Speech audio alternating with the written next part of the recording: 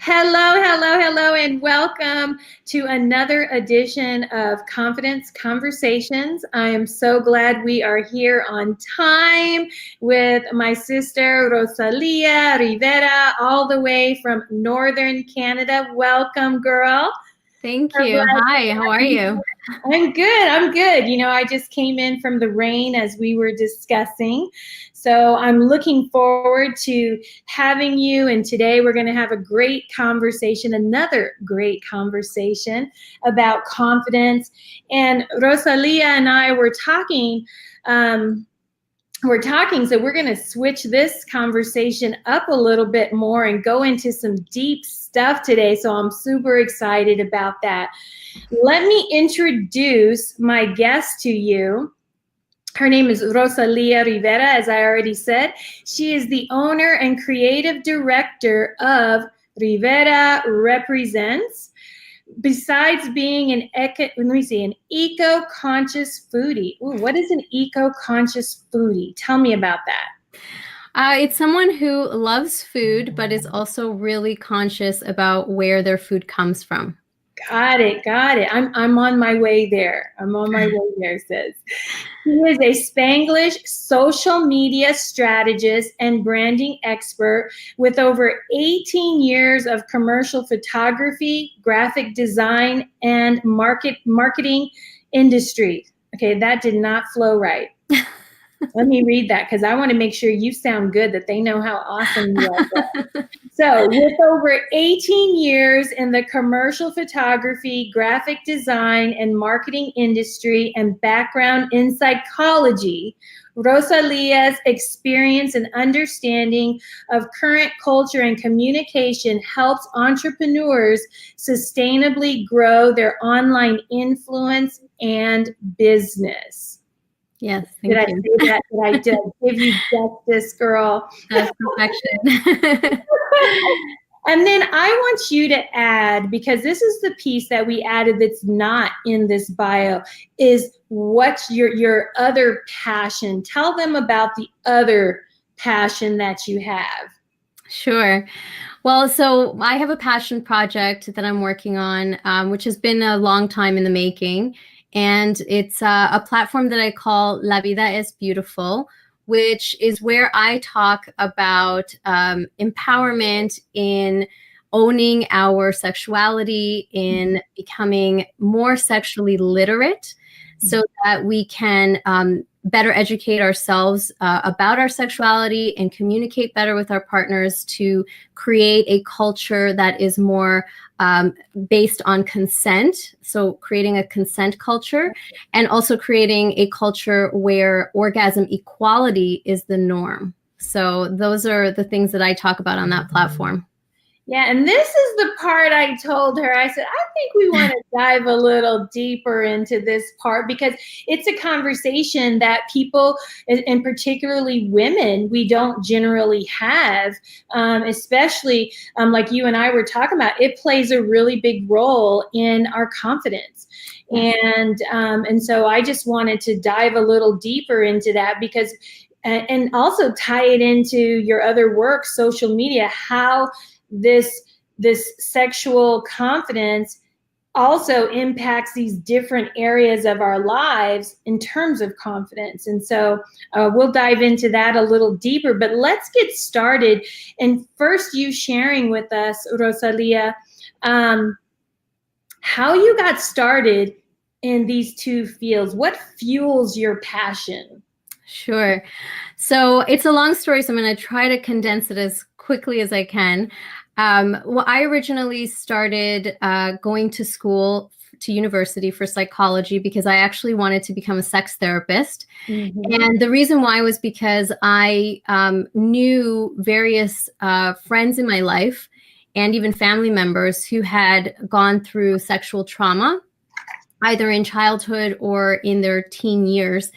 And I felt really compelled to be able to help those kinds of women and to also understand sexuality better. It's something that I've always been really fascinated by because I grew up in a very sex negative household where sexuality was just not talked about. It was not something that was ever brought up. And if it was brought up, it was always talked about in a really negative way. And so I grew up very disempowered about my own sexuality. Right. And so I felt that, this was a really great career for me because I was really passionate about, exploring this and helping empower women, including myself. Mm-hmm. And 3 years into university, I took a political science class and read this book called Hiroshima in America. And it was really eye-opening because it talked about photography and the power of photography to have changed the course of the war. And I realized, oh my God, this is amazing. The power of photography was like so powerful to me. Yes. And I decided that, I want to pursue photography. I'm going to take a break from this, what I'm doing now, and dive into that. And I moved to New York City. I started working in the photography industry, but I kind of got seduced by the glamour of it because I started working in commercial high-end photography with photographers who were working with Victoria's Secret campaigns and Dior and all these high brands, Right. High fashion brands. And so I ended up working within that field for about 15 years. Mm-hmm. And through that, I actually was working within a company that ended up moving me into the position of marketing director because of the way that I was communicating with our clients. I didn't even know that I was marketing. I just thought, I was communicating and really developing relationships and kind of fell into marketing without even realizing it. And so I became the director of marketing and really loved it. But I found that I was still having this pull between different, careers. Mm-hmm. And so I wanted to explore different aspects of photography. I moved away from fashion and went into documentary work. And then I moved to Canada when I met my partner, who's now my husband, and we decided to start a family. And so when I moved here, there wasn't really a lot of opportunity for photography. So I decided, you know what, I'm going to look at what my skill sets are and where it is that, there is a need for my services. And so where I was living, there wasn't really a marketing agency. There were a lot of people that came to me and said, could you help me with this kind of stuff? And so I decided to open up an agency, and that grew really quickly in 2014. Grew really quickly, and I had about 6 employees under me. We were doing everything under the sun in terms of marketing. Wow. And it got really overwhelming. So I had just started having babies. So I was, pregnant with my 3rd child when I first opened the agency, and my son ended up getting a little, quite sick actually. And so at the end of 2017, I realized there's just way too much going on. Family is, of course, my priority, and I wanted to make sure I was, taking care of my family first. Mm-hmm. So I downscaled, and then I started working from home, which is what I do now. I have a virtual agency in a sense, and I've continued to do this, but I also have many passions. And so while I was developing my business from home and continuing to do this, work in social media, I also decided that as I was doing sort of some inner work and soul searching, I really felt that this other passion was also something that calls me to serve and to help women. And so I thought, well, why can't I do both? Right. And so, now that's where I juggle my time between both, and I have the flexibility of working from home. So it's, the best of all worlds. Beautiful. I want to know, I'm curious how your confidence played a role, particularly in the sexual empowerment side, how confidence played a role in you stepping out in that, because you and I talked when we met. You had talked about sharing your story and having it takes confidence to be vulnerable. What were some of the struggles you found before you had the courage to really come out and own this sexual empowerment coach piece? Because I know you had said there was this period where you came out and then you pulled back for a while. Can you share with us about that? Sure. Well, and I think even when I left school, when I was, studying psychology to become a sex therapist, there was a lot of personal sort of development that I needed to go through. And I think that that became scary, and might be the reason why I jumped ship and decided to go into other careers, because when it came back around, and it was at the beginning of 2018 when I started this platform again, after much soul searching. And I actually even tried to do a bit of a documentary about overcoming rape culture, and I had wanted to do that, and then I kind of moved away from it again. And a lot of it just is fear of exposing yourself, and because of the way that you perceive society will judge you, or you perceive the way that people are going to, what are they going to think? So I had to do a lot of soul searching as to what are those fears like. How are they keeping me small? How is that not allowing me to open up and share my story and possibly help others? And what I started to realize was that whenever I heard someone else's story, it helped me. Exactly. And it gave me courage and strength to say, you know what, that person was able to overcome that. That means that it's possible for me too. And I think that's when the light bulb went off, and I said, I have to just take the leap, as much as I'm afraid to, and sometimes you can take baby steps and you start to see that there's progress being made, right? I would take little baby steps and put some information out there about my story, not the whole story because I was still scared, but little pieces of it. And then I would get somebody who would message me and say, thank you so much for sharing that. That really helped me. Yes. And that gave me more courage, So every time I would take one small step and I would see that it would help someone, it gave me more courage. And I think that that was the beginning piece to say, this is the direction. This is obviously helping other people, and that's what I wanted. So I need to do more of it.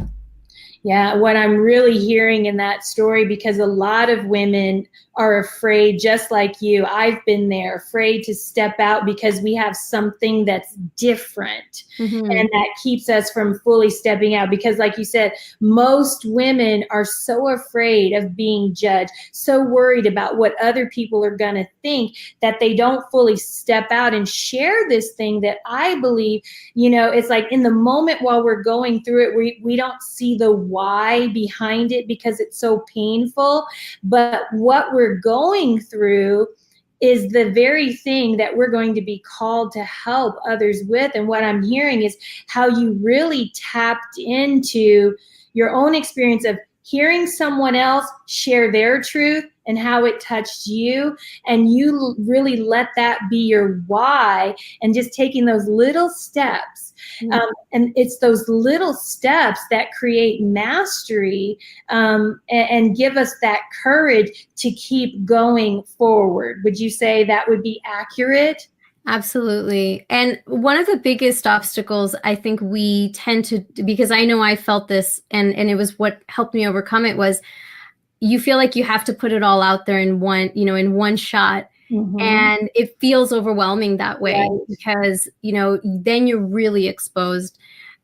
For me, I think a lot of it was also the fact that I looked at all of the other people in my life who also had suffered these things, and whose stories were locked up because they don't see more people talking about it. And the more that we share, the less shame there is about it, because we normalize the conversation.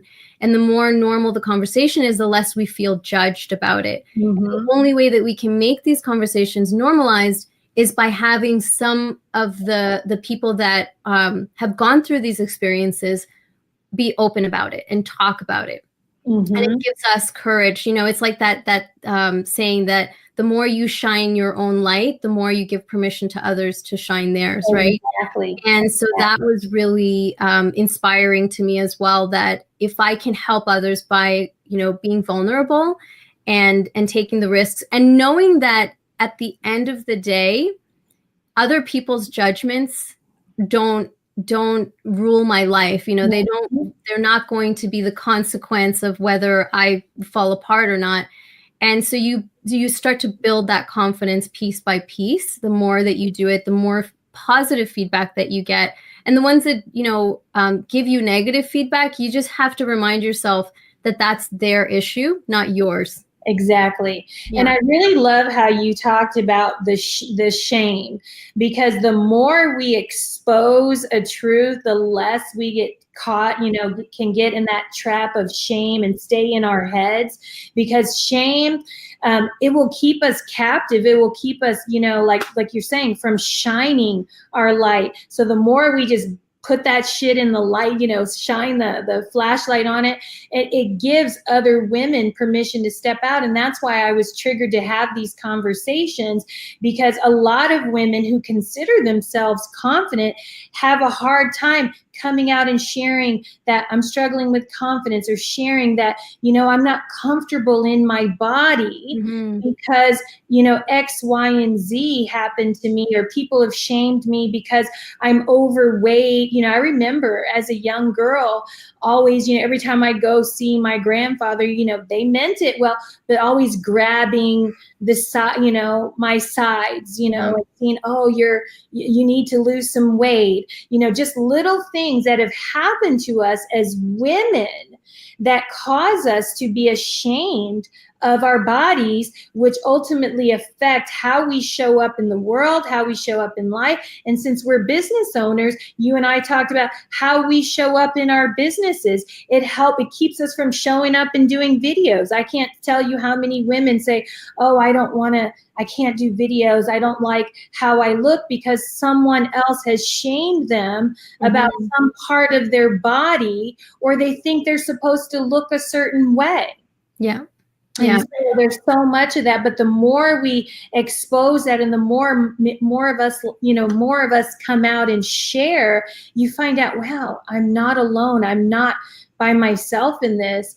And then with the Me Too movement coming up, we find out, wow, I'm not the only one who's had some type of sexual trauma that has affected how I feel about myself, in intimate relationships. Absolutely. One of the things that there's so many layers there. One of the things that I think is really important for us to embrace is that our society values virginity, right? And this is where the whole concept of slut shaming comes from. And so because our society values virginity, if we are perceived or perceive ourselves as, on the other end of that, then we devalue ourselves, right? And really, this is just a perception that is put on to us by society that we've accepted. And so one of the things that I'm really passionate about is creating sex positivity, and the concept that our value is innate. It is something that we are born with. Our value doesn't get degraded because of past traumas or something that has happened to us. It is inside of us, and it is our divine right to be a valuable human that, can contribute, that can give, that can also receive. And so that concept to me of just having that innate value without it being attached to our sexuality is really powerful when you create that mind shift. And so, when I talk about sexuality, I'm also talking about self-worth. It's not just about sex positivity. It's also about body positivity and, having a positive self-identity. Because when you feel positive about who you are and your divine right to pleasure, you also start to change the conversation about pleasure in the bedroom. And then it's also not just about, when you're, in an intimate relationship, both partners value pleasure is valid. And that, that shift is also quite important, because then that changes the dynamics of power within a relationship. It's not just about giving pleasure to the male partner. It's also about knowing that you have the value and the right to receive it.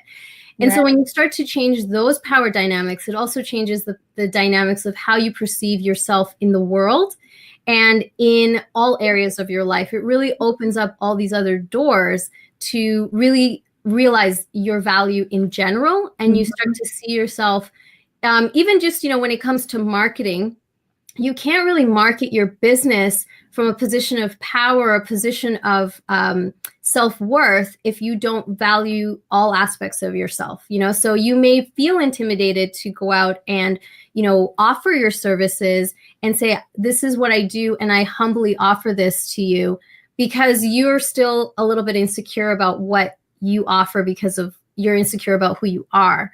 So sexuality plays a big role in us valuing ourselves on a really deeper level, because it then starts to open up all these other avenues of the way that we perceive ourselves, so it's all tied together. And what's one of the reasons why I'm so passionate about it is because it's deeper than just talking about sex. It's talking about self-worth. Mm-hmm. So all these thoughts, that's why I had to pull out my notebook. My mind, I forget things. I'm like, oh, she's saying so many good things. So what's coming up for me as I'm listening to you is that, I think about myself, and probably many women who may listen to this and that are watching now, is how, when it comes to our sexuality, we've been taught that that's wrong. And kind of like how you said, the slut shaming, we've been taught that this is wrong. And you kind of, it's like, how does a woman break through that? Because, in this, I hear a lot of millennials really embracing this sexuality, and it's your power. And we're taught in my particular generation that my power doesn't come from my sexuality and my, this owning my body. It comes from my head knowledge, all these other things. And so to think about, to really connect to my body and think of my sexuality as a source of power, how can I begin to shift my mindset so that I'm more empowered in this area? And like you're saying, you said so many good things about communicating, what we need in the, in terms of pleasure. It takes a confident woman, because you're taught, it's all about the man. And even men come into the relationship thinking that it's all about them. And women, a lot of women walk away and they're just like, oh, I just don't enjoy sex. I'm not really interested. I don't get anything out of it. So it's like this whole thing. And it takes confidence and it takes courage to have these breakthroughs. So kind of tell us, how can we get started in developing our confidence in this area? Yeah, well, those are great questions. And there's a lot of layers to it. So what I would first start with is to start educating yourself, because it creates more awareness. The more that you educate yourself about your own sexuality, there's so much more information today than there was when I was growing up. I'm 40 years old. My mother had me when she was 42. And my mother was raised in a very conservative household, very religious, and also with the idea and concept that sexuality was something that women don't enjoy. It's really something that only men enjoy, and women kind of have to endure it.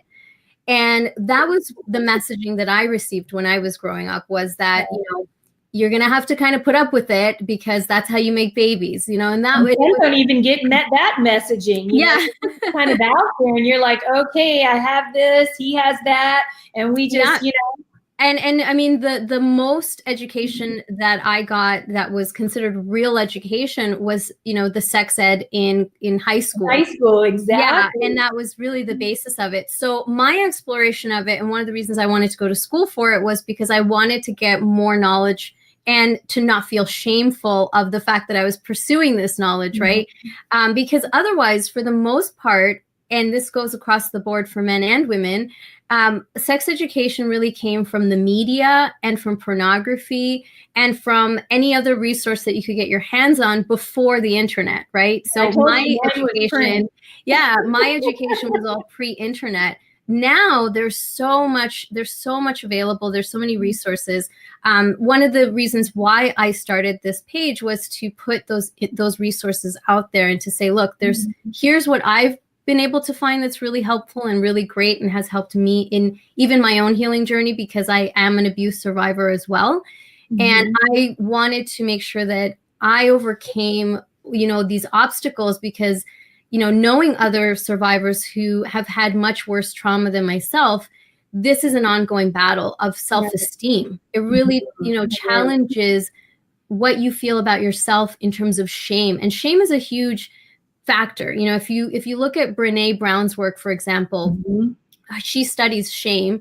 Shame is one of the worst, one of the worst things that you could undergo, especially when you're growing up or in your developing years as a teenager. And so that's what shapes us. And unless we actively make the shift to start changing our mindset and to becoming more aware and to educating ourselves, we're always going to be stuck in that place, of trauma when we were young. And that can be anything from the way that you were spoken to, or it can be, like you said, when you went to your grandfather's house and he was like, grabbing your handles and saying, like they thought it was an innocent sort of thing, but you're perceiving all of these messages, and then you get fed by the media, right? And the media shows you all of these ways that women supposedly achieve orgasm, which is all male centered. It's all, in a way that really isn't what women like, or ways that they can achieve orgasm and pleasure in the same way. And so because society puts that in our face, and then we in the past didn't have access, we couldn't educate ourselves. So what I would say is, number one is to start looking for resources. There's tons of resources online. You could definitely check out my page and, look at some of the resources. There's a really great website that I'll tell you about right now. It's called omgyes.com. And it is specifically all about women's pleasure. When you start to pay attention to your pleasure and your body, and you start to give yourself that gift of knowing yourself, of learning about yourself in a way that is not judgmental, non-shaming, you start to allow yourself some grace. And when you start to allow yourself some grace, you open your mind up to possibilities, right? And that creates awareness. So having those two things are the first pieces. The communication piece of being able to then communicate to your partner, it's going to take some time, so don't be hard on yourself if, after a week of reading a book, you're not ready to jump into a conversation, but it will give you some of the tools and some of the language and some information as to how you can get the conversation started. It might be, just little hints of here and there to test the waters. And it's, again, the same as before with me, with confidence. I don't always feel like I'm ready to dive into everything, but as long as I can take one little step forward, it makes you gain the momentum. And it's the same with confidence, in terms of your sexuality. Just taking one little step forward is going to help you see how it opens up possibilities, and you'll start gaining momentum from there. Beautiful. So what I'm hearing here, we've got 3 steps. Is that correct? Yes. We've got educating yourself. We have start paying attention to yourself. Yes. And communication. Take, if small steps. I keep wanting to say one small step for man, yes. One small step for woman. That's right. Moving closer to, with your partner, and start speaking your truth more. And the more you begin to develop, using these 3 steps, you begin to experience more confidence in your body, your sexuality, which translates into confidence in other areas. Yes. Correct? You're going to get more comfortable showing up and being who you are. For me around this, one of the things I cover up myself, because there's times that, and back in the day, I used to be more, I would say, open, so to speak, but it's like getting all of that negative, that unwanted attention that has, kind of closed me off. So this work is definitely something that's, I think a lot of women could use. And I also find interesting as well to develop my confidence in a different area. So I appreciate you your willingness to come on today and share with us your great work in the world, and share with us how we can begin to develop confidence in this area. Because when we have this confidence in our body, like I said, it translates to other places in our lives, how we show up in networking, how we show up in relationships, how we show up in video, and how we show up for ourselves, most importantly. So, Rosalia, you mentioned your website. Tell the ladies, and do you work with gentlemen too, or is it just women? I focus on women, or those who identify as women, specifically because I think that's where we need the most empowerment. I actually have three boys that I'm raising, so I want them to also become sexually literate. And we focus also on making sure that it's age appropriate, but that we are having, you know, all of the talks at the right ages, to make sure that, you know, I'm also raising responsible men. Because, right, you know, I believe that it's not just about women, but it's about equality for both sexes, right? So yeah, but I specifically do focus on trying to help women. okay. I also wanted to just give one last tip to your audience. Absolutely. That there's a book that I think is going to be fabulous for your audience. It's called The Awakened Woman, and it's by Dr. Tararai Trent. Tararai Trent is her name. I can send you that link, but it's a fabulous book, and one of her chapters speaks about sexual empowerment, and how it's really key to all of this. But right now, my people can follow me on Facebook. It's La Vida Beautiful. And right now, my website is actually... Tell them what that means. La Vida Beautiful, the beautiful life. And I named it that because I have gone from being a survivor to a thriver. And I believe it's possible for all, abuse survivors, no matter what happened in the past. It's possible. And we all deserve the ability to have a beautiful life. So yes. So that's why. And so you can find me on Instagram and Facebook for now. My website is going to be launching at the end of the month. And we'll have, lots of resources and content to help you, discover and, reclaim that sexual power within you. Beautiful. And so what I would like to invite you to do is if you would put those links after we get off I will put the link for omg.com, omg.com. I will put that in the comments, and then put your information in the comments. And did you have a freebie you wanted to give them, or is that still in the works? That's still in the works. It's actually specifically for trauma survivors. So it's going to be about ways to self-care during triggering events.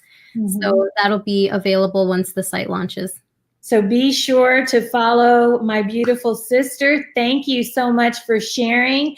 And for those of you that are struggling with self-doubt, struggling with mindset that's holding you back, I want to invite you to reach out to me. I'd love to connect with you and see how I might be able to support you in your journey.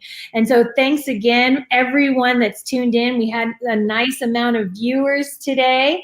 So thank you so much for tuning in. And next week, we will have another amazing guest. We're going to be speaking to a health coach. So I look forward to that. So thank you for joining us. And Rosalia, thank you again for being here. I appreciate you. Thank you. All right. It was a pleasure. Until next week. Bye.